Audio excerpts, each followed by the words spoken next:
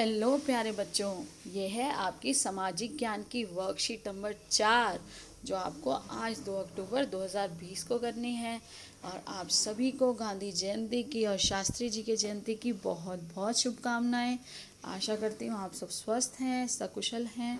तो देखिए आज हमें करना क्या है। अभी तक हमने बेटा अलग अलग मंडल के बारे में पढ़ा था, स्थल मंडल, जल मंडल। आज है वायुमंडल। तो देखिए पृथ्वी के चारों ओर फैली वायु की परत को वायुमंडल कहते हैं। पृथ्वी का गुरुत्वाकर्षण बल अपने चारों ओर ये वायुमंडल को थामे रखता है। जैसे बेटा कंबल डाल लेते हैं ना हम, जब आप सर्दी होती है आप कंबल डाल के सो जाते हैं, तो आप जिस तरह से वो कंबल होता है हमारे ऊपर, इस तरह से वायु की वो पतली सी परत हमारे चारों ओर है। और इसको कौन अपने अपने पास खींचे हुए है? इसे खींचे हुए है हमारी पृथ्वी का गुरुत्वाकर्षण। जैसे चुंबक होती है ऐसे ही पृथ्वी का भी चुंबक। आपने देखा है कभी चुंबक अपनी तरफ, आप लोहे की चीज़ के साथ चिपक जाती है और चुंबक अपनी तरफ सब कुछ खींच लेती है। तो चुंबक जब दूसरी चीज़ को अपनी ओर आकर्षित करती है, इसलिए पृथ्वी भी इसी तरह पृथ्वी अपनी तरफ आकर्षित करती है। गुरुत्वाकर्षण बल ही है जो आप कोई भी चीज़ ऊपर फेंकते वो नीचे ज़मीन पर जाती है, क्योंकि वो पृथ्वी की ओर उसको आकर्षित करते हैं। तो वो आकर्षण जो है उसी को ही बोलते हैं गुरुत्वाकर्षण। यह सूर्य के झुलसाने वाली गर्मी व हानिकारक किरणों से हमारी रक्षा करता है। तो ये जो इतनी गर्मी, जो सूरज की इतनी झुलसती हुई जो किरणें हैं, गर्मी जो हमारे पास पहुंच सकती है, वो उसको हमारे तक नहीं पहुंचने देती। इसमें कई प्रकार की गैस, धूल के कण, जल वाष्प आदि उपस्थित रहते हैं। इसमें गैस भी होती है, धूल भी होती है। अगर आप धूल के कण देखना चाहें तो सुबह कोई ऐसी खिड़की में से सूरज की रोशनी को आता हुआ देखिए जहाँ आसपास सारा अंधेरा हो, सिर्फ वही किरण आपके खिड़की में से अंदर आ रही हो और आप उसको ध्यान से देखेंगे तो आपको हवा में धूल की किरणों का धूल की किरणें नाचती हुई इधर से इधर मूव करती हुई दिखाई देंगी। तो इसी तरह जलवाष्प भी होता है। तो आओ कुछ करके सीखें। वायुमंडल में अलग अलग चट्टानों को देखते हैं, जैसे हवाई जहाज का उड़ना। वायुमंडल में अलग अलग सारी घटनाओं को देखते हैं, जैसे हवाई जहाज का उड़ना, पक्षियों का उड़ना, तारों का टिमटिमाना। अपने वायुमंडल में होने वाली ऐसी घटनाओं की सूची बनाइए एवं वायुमंडल के महत्व का वर्णन कीजिए। तो बेटा सबसे पहला जो प्रश्न है वो तो आपका है वायुमंडल के महत्व का वर्णन करना है। तो ये जो आपका पैराग्राफ है कि वायुमंडल है क्या और वायुमंडल हमारे लिए क्यों ज़रूरी है, यही आपके इसका उत्तर है। और आपकी ये सारी जो घटनाएं हैं आप जो देखते हैं, तारों का टिमटिमाना, सूरज का चमकना, हवाई जहाज का उड़ना, पक्षियों का उड़ना, पतंग उड़ाना। आप पतंग भी तो उड़ाते हैं ना, हवाई जहाज तो कोई और उड़ाता है, पतंग तो आप सब उड़ाते हैं। तो ये सब आप इसके साथ यहाँ पर लिख सकते हैं। अब देखिए अगला है आओ जाने। यह विभिन्न गैसों का मिश्रण है। जो हमारी जो वायुमंडल है उसमें बहुत सारी गैसें हैं और आपको ये सब याद रखना है कि कौन सी गैस कितनी है। तो देखिए सबसे ज़्यादा वायुमंडल में कौन सी गैस है? 78% है नाइट्रोजन। और 78% नाइट्रोजन के बाद 21% क्या है? 21% है ऑक्सीजन। और इसके बाद जो बचा कुछ परसेंट, उसमें सारी अन्य छोटी मात्रा की गैसें हैं, जैसे कार्बन डाइऑक्साइड, नियॉन, हाइड्रोजन। तो अब इसके बाद देखिए आपने बहुत बार पहले भी पढ़ा है कि कंपोजिशन ऑफ एयर क्या होता है। जो कंपोजिशन या जो हवा है उसमें कौन कौन सी गैसों से मिलकर बनी है। तो ये सारा ही हमें बता रहा है कि हवा जो है वो कौन कौन सी गैसों से मिलकर बनी है। उसके बाद देखिए बेटा ये है जीव मंडल। जीव मंडल, जीव मंडल क्या है? तो जीव मंडल है पृथ्वी की वह परत जहाँ जीवन मौजूद है। जहाँ पर भी जीवन है वो वाली जो परत है वो पृथ्वी की उस परत को कहा जाता है जीव मंडल। और जीव मंडल में ही देखिए बेटा अभी हमने पढ़ा था पहले, जो भूमि पर है वो है स्थल मंडल, जो जल में है वो है जल मंडल, और वायु में है वो, हवा में जो है वो है वायुमंडल। और इन सबको घेरते हुए मैंने आपको पहले चित्र में दिखाया था, इस तरह से सब में जुड़ा हुआ, सबसे जुड़ा हुआ, जहाँ जहाँ पर जीवन है सबसे जुड़ा हुआ जो एक मंडल बनता है वो है जैव मंडल।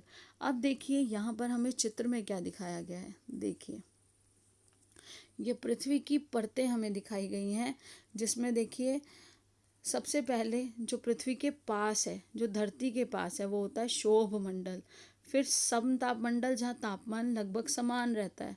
फिर मध्य मंडल, ताप मंडल, यहाँ बहुत तेज़ गर्मी, बहुत ज़्यादा तापमान है। और ये है बाहरी मंडल, जो बाहर है। बेटा आप आगे चल के पढ़ेंगे कि बाहरी मंडल में यहाँ पर क्या ओजोन लेयर है, और ओजोन लेयर ही हमारी पृथ्वी के अंदर आने वाली अल्ट्रावायलेट किरणों को दूर रखती है, और उससे ही नहीं हम लोगों को बहुत सारी ऐसी परेशानियां भी हो सकती हैं जो अल्ट्रावायलेट किरणें हमारे शरीर पर आएंगे, उससे हमारे शरीर में चमड़ी का कैंसर भी हो जाता है। तो उन सब से बचाने के लिए सब लेयर्स का काम है। इतनी लेयर्स को क्रॉस करके देखो सनलाइट अंदर आती है, जो सूरज की किरणें हैं कितनी परतों को पूरा परतों में से निकलते हुए यहाँ धरती तक पहुँचती है। तो देखा आपने कि कितना अनोखा है ये सारा, कि कैसे मंडल हैं, मंडल एक दूसरे से कैसे जुड़े हुए हैं। तो आज देखिए आज हमें करना क्या है। पहले तो आपने ऊपर वायुमंडल के बारे में लिखा, उसके बाद दिया गया है जीव मंडल। तो जीव मंडल क्या है? जीव मंडल हमने अभी यहाँ पर पढ़ा। जीव मंडल पृथ्वी की वह परत है जहाँ जीवन मौजूद है। आप इसके साथ साथ बेटा ये भी लिखिए ताकि आपको याद रहे और उससे वो कैसे जुड़ा हुआ है, कि जैव मंडल की 4 परतों में से एक है जो पृथ्वी को स्थल मंडल। अब ये देखिए जैव मंडल 4 परतों में से एक है जो पृथ्वी को स्थल मंडल, जल मंडल, वायुमंडल के साथ घेरती है, जहाँ जीवन है। अब देखिए अभी हमने ये जो 5 परतों के नाम पढ़े, इसके बाद ये बताने हैं हमने। इसके बाद देखिए रिक्त स्थान। तो रिक्त स्थानों में क्या है, ये जो ये वह हमें दी हुई है ना बेटा, ये सारी गैसों के नाम दिए हुए हैं, इन्हीं के रिक्त स्थान बनाए गए हैं। तो इन्हीं को ही रिक्त स्थानों में हमने भरना है। तो अब देखते हैं, ये देखिए नाइट्रोजन पहले, फिर ऑक्सीजन। यहाँ देखिए यहाँ नाइट्रोजन है, ये ऑक्सीजन है, ये नियॉन है। इस तरह से ये सारे, और मैंने क्योंकि यहाँ लिखने में आपको समझ नहीं आता, फिर इसलिए मैंने यहाँ पर ये शब्दों यहाँ उत्तर लिख दिया आपके लिए। तो देखिए सबसे पहला हमारा जो प्रश्न है, जीवमंडल क्या है? तो जीवमंडल पृथ्वी की वह परत जहाँ जीवन, जीव से जीवन, जीवन मौजूद है, जहाँ पर भी जीवन मौजूद है उसे जीवमंडल कहते हैं। फिर जैवमंडल के 4 परतें कौन सी हैं, जिनमें वो जैवमंडल इन सब का एक भाग है। मैंने आपको पहले जो चित्र हम पहले वर्कशीट में कर चुके हैं उसमें दिखाया था कि जैवमंडल ऐसा है जो जल, भूमि, देखो बेटा जैवमंडल, जीवन तो सब जगह है ना, जीवन भूमि में भी है, जल पर भी है और वायुमंडल में भी है। तो तीनों में जहाँ जहाँ जीवन है वो सारा क्या है, जीवमंडल या जैवमंडल। तो अब देखिए उसके बाद अगला प्रश्न है, वायुमंडल की 5 परतों के नाम बताओ। तो वायुमंडल की 5 परतें हैं, क्षोभ मंडल, समताप मंडल, मध्य मंडल, ताप मंडल और बाहर्य मंडल। तो बाहर्य मतलब बाहर, सबसे बाहर, ताप मंडल और बाहर्य मंडल। अब इसके बाद आपका है वायुमंडल में पाई जाने वाली गैसों का ये रिक्त स्थान के रूप में आपको दिया गया था। तो सबसे पहले में क्या है, जो मैंने ये डैश डाले बेटा, डैश वही डाले हुए हैं जो ये रिक्त स्थान ऊपर दिए गए थे।